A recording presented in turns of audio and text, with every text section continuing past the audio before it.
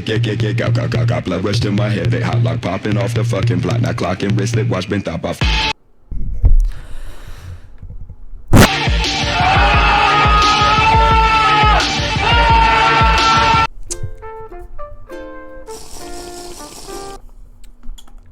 Stay hydrated. Okay, now I understand that you guys have a lot of questions, and probably a lot of questions. So first of all, how come I'm doing this so early? Well, just keep in mind it's Thursday. Usually do all of this work on Friday, but I actually have a time managed routine now, so I'm no longer on the deadline, and I'm actually making decisions properly instead of on the fly, deciding whether I wanted to play Terraria or actually do something productive like make a video. Second of all, I don't know if you've noticed, but I shaved the whole homeless mug, the little stubble that I got. Third of all, why am I making a video about a photographer who photographs the homosexual BDSM subculture of New York for a grade? Well, I'm glad you asked. So, on the subject of why I'm talking about Robert Mapplethorpe, I wanted to talk about him because, well, for one, I'm probably the only person in my class who has really any knowledge on him. I don't know if that sounds egotistical, but I don't care, cause, yeah. Two, why not take the time to look at some controversial art? I mean, this stuff is controversial, you know? I mean, I want to look at how this art has angered people. I want to look at art that has sparked rage in people. Okay, so here's a little introduction onto Robert Mapplethorpe's life. Robert was born in the year of 1946 in Flora Park in Queens, New York. Very flamboyant looking legs, I know. He grew up of an English, German, and Irish descent because, you know, living in New York, you were just kind of all mixed in those areas. As he grew up, he showed a really keen interest in art and actually even attended Pratt Institute in Brooklyn as he was trying to get his bachelor's in fine arts. Now, believe me when I say this, even though he was getting his bachelor's in fine arts, let me just say that his art wasn't particularly fine, but it was just, then went on to go major in graphic arts, but in 1969 he dropped out before finishing his degree, as most artists do. From 1979 to 1972, however, this is when he ran into Patti Smith, who would become his first lover, and definitely not the last. See, if you don't know, Patti Smith was a huge influence into the New York punk scene, so you know, it's not ironic that they were together. After their relationship had ended, she decided to stay with Mapplethorpe just as a friend to support him along the way, as most friends would do. Now, Mapplethorpe took his first photograph somewhere in this time frame of 1960 to sort of the early 1970s. It was in the year 1972 where he met Sam Wagstaff. Now, Sam became Mapplethorpe's, he became a mentor to him, and a lover, this is his second lover, and a companion for life. So even though they fell out of love earlier, Sam was still there for him every step of the way. Sam even was so close to Mapplethorpe and endorsed his art so much that he actually bought him a camera. It was a Hasselblad medium format camera, and he used this camera to take pictures of people that he knew and people that he was around. So most of his pictures around this time were of people that were very close to him. And but because things do not last forever, Mapplethorpe and Sam eventually separated, and this is when Mapplethorpe soon met George Darrow. Now, a little backstory on George Darrow is that he wrote and edited a magazine called Drummer. Drummer was a magazine that focused very, very heavily on leather. And not the type of leather that's, you know, socially acceptable, but leather sex, leather wear, leather lifestyle, S&M, bondage, and other erotic mumbo jumbo. And never thought I'd ever use mumbo jumbo in a sentence used with erotic, but here I am sitting on my Fender Blues amp, saying erotic mumbo jumbo.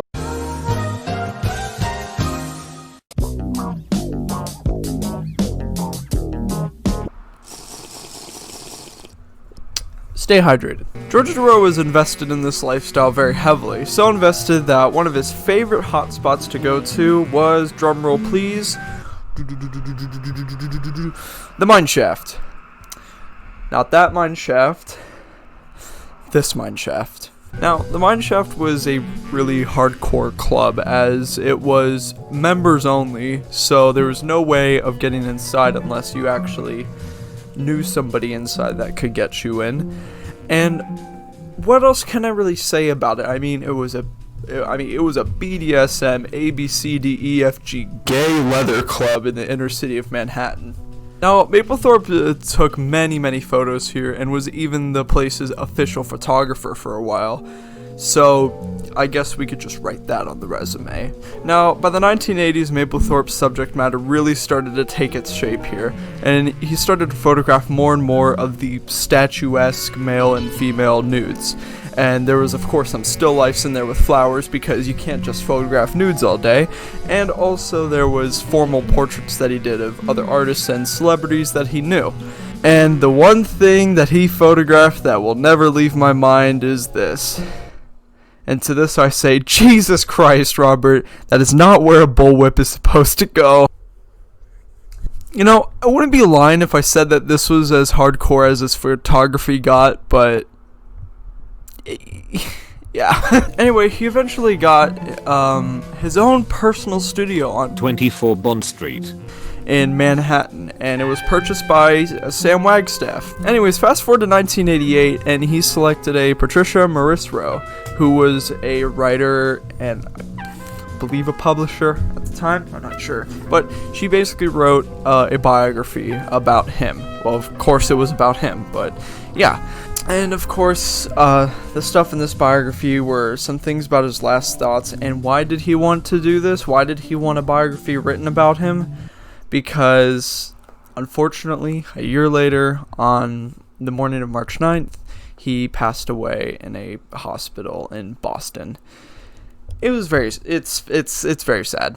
But of course, if we really wanted to talk about his life, we got to get into some of the art. Now, obviously, Mapplethorpe throughout his life has taken photography in many different directions, from doing still lifes of flowers and formal portraits, and taking pictures of male and female nudes, and they were very often photographed very erotically. See, I believe he really just wanted to show the truest form of a person, and he wanted to communicate the idea of sexuality to the masses, and also the wrongness of what it meant to be a man, what it meant to be masculine in his photographs. Now, during the 1970s and 80s, New York was in its darkest time yet. The streets were filthy and nobody was happy, and the only way to really strive during the time was either you had money or you had power. It was a huge playing field for the rich and powerful at the time, and nobody was really getting around at the time. Nobody that was like a middle or lower class citizen. You know, if this was a video about music, bringing up this time frame would be a good time to talk about the band Swans. I mean, the rise of no wave through the dark and grim times of being a middle or lower class citizen in New York was just, I mean, this whole no wave scene was a sort of response to this.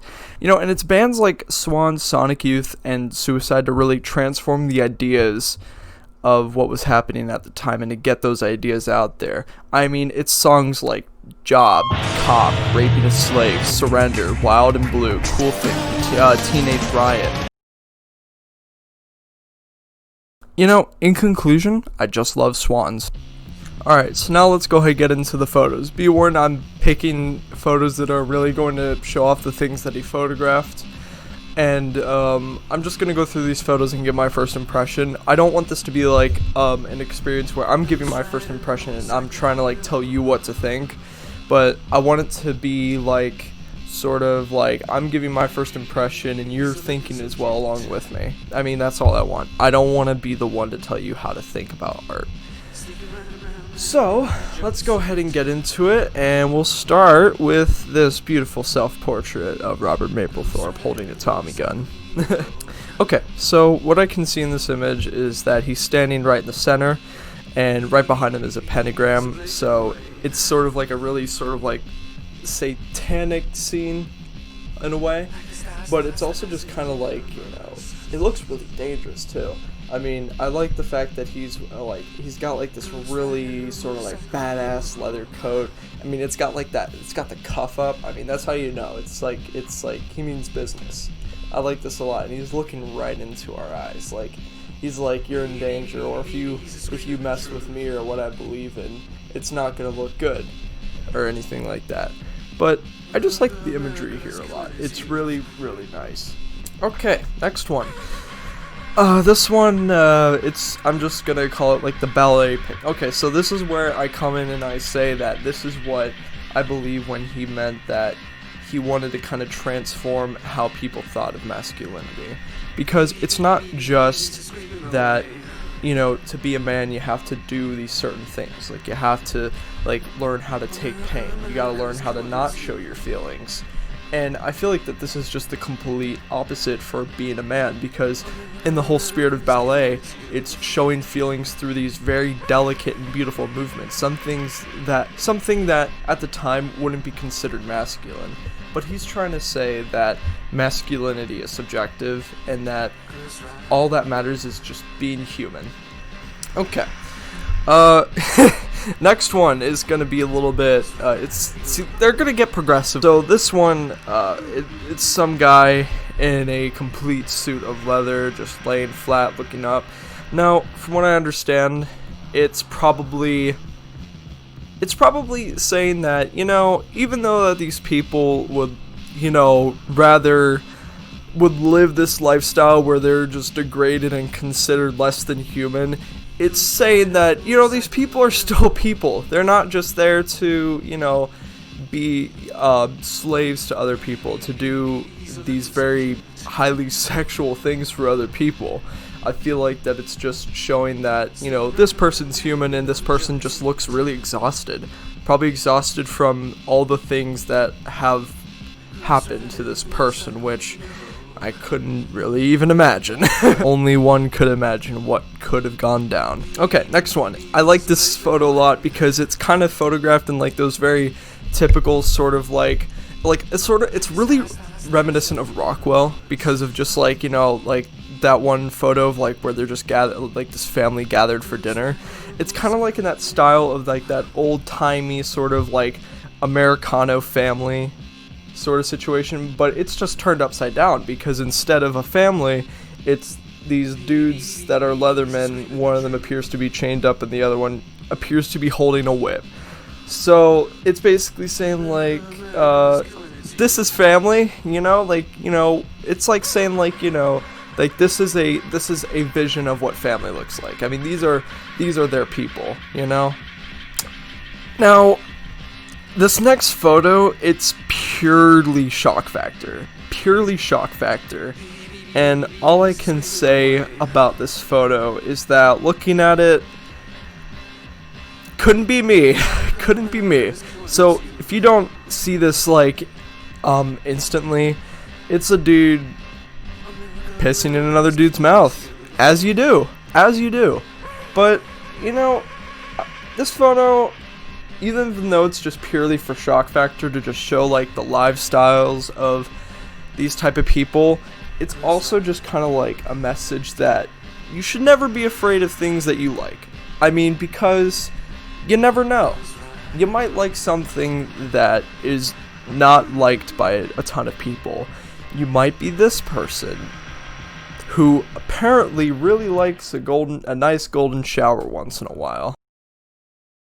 Alright, well that about wraps it up. This is probably going to be another long video just because I had a lot to say about Mapplethorpe and his work and about his life as well. I sure hope I made it enjoyable, and I sure hope that it reaches you guys well. Yeah.